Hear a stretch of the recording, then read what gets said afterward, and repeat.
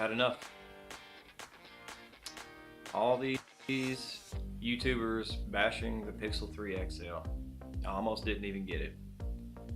And the more I watched the videos, the more I started to see that people are being like overly nitpicky, especially whenever they keep bashing the notch and saying how awful that it is. And then the iPhone comes out with this 10s Max, and what is this new one, the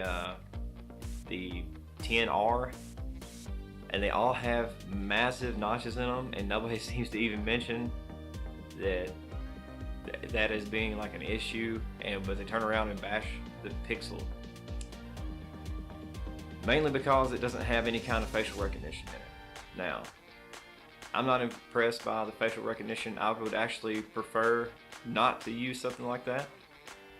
So I don't care why the notch is there. I think it's a little ugly. I'm not exactly a fan of it, but it does not bother me. It's not a deal breaker. I want to make this video because I almost didn't buy this phone based off what everybody was saying about it. I was just going to keep my Pixel 2, live my life.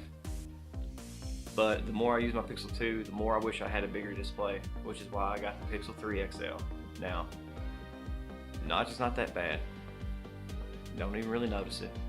People talk about the screen on this phone being dim.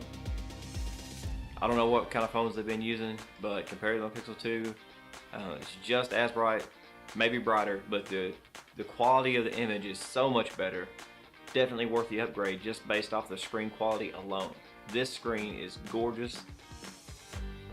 People talking about the blue shift, if you turn your phone off axis and view it. I don't see that. I do not get what people are talking about. And who's holding their phone like that anyway?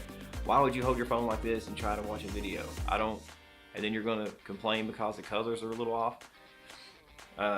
It's silly to me. People are talking about the buttons, the power and volume rocker being soft. I don't think so. I didn't notice anything like that. People talking about the back being scratch prone. Not true. It does kind of gather some smudges from whatever rubs against it. You wipe it right off. Is it ideal whenever you pay $900 for a phone to have those kind of marks appear on it? No, it's not ideal. Is it a deal breaker? No. Are you gonna put your phone in the case? Probably. I would say yeah, especially if you're paying $900 for a phone. You're more likely going to put it in a case because that's a lot of money invested to take a risk on breaking it. What else can I say about this? People have been talking about RAM. It only has 4 gigs of RAM. Don't let that stop you from buying this phone. If you're a heavy gamer, you probably haven't even considered this phone anyway. If you're a mobile gamer, you're probably looking at something like the Razer phone or that new Asus phone, I think it is, the ROG.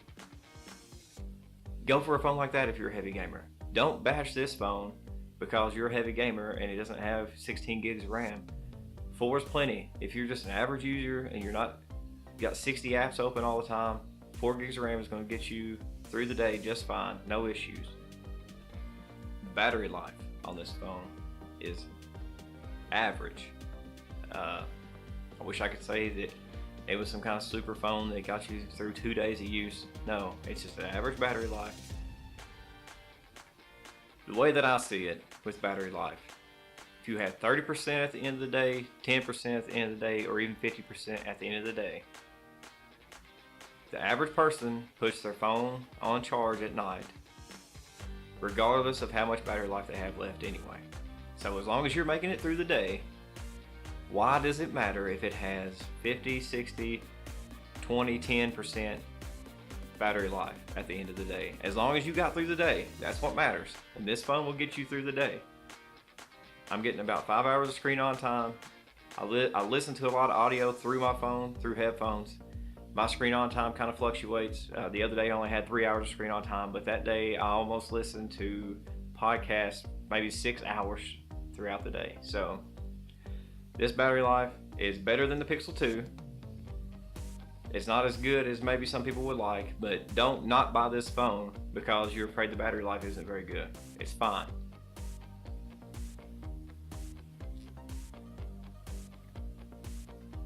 The no headphone jack. Something else, I'm so tired of hearing all these people talk about how, well, it would be better if it had a headphone jack. This is Android. It's supposed to be open and free. You can do whatever. Google's turning into Apple.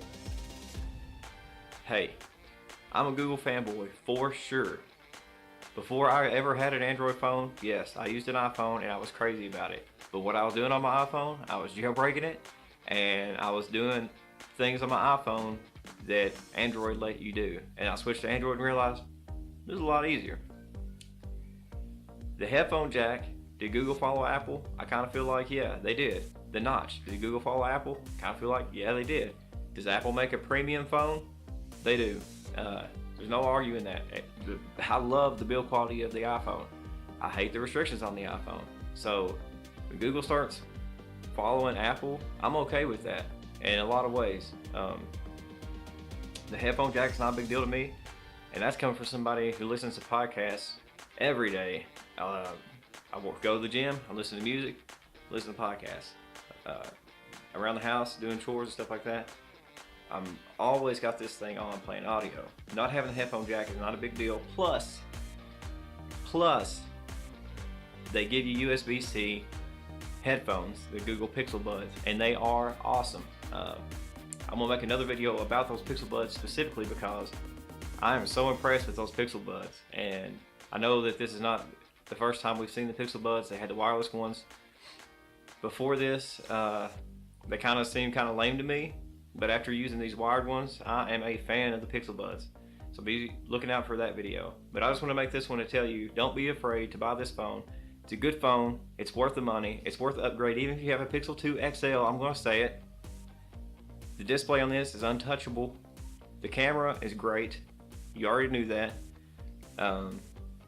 Software wise, it's fantastic. Don't let all these people talking about the UI being garbage and having the gesture controls. Don't let that scare you away. Gesture controls are just fine and very useful. You should look up some YouTube videos on what all the stuff you can do in the gesture controls.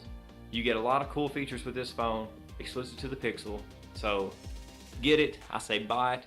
Don't let all these other YouTubers steer you away with their negative comments. Those same people are talking about this new cheaper iPhone and giving it mad reviews whenever they got this, and they're gonna hate on this? Come on now. Alright, I'm out of here. Be easy.